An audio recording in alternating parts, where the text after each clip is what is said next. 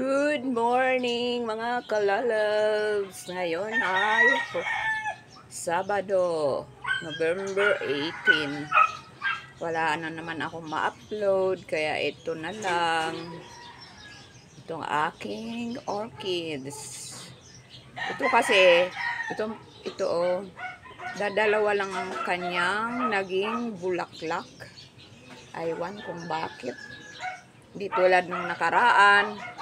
Ang haba nung tangkay ng kanyang bulaklak at dalawang mahabang tangkay na marami ang bulaklak. Ito pa nga yung pinaka ng bulaklak niya kasi yung isa pinitas ko kaya ito lang ang natira na nakadikit doon sa puno. Ito. Dry na siya, binali ko. Haba nito dati, dalawa siya. Dalawang mahaba at ang daming bulaklak. Ito isa lang at tapos dalawa ang naging bulaklak. Ito pa ang isa. Ito. Medyo maliliit lang siya. Medyo maliliit lang ang bulaklak niya. Hindi tulad ng doon sa kabila pagkahaba ng bulaklak at makulay na makulay.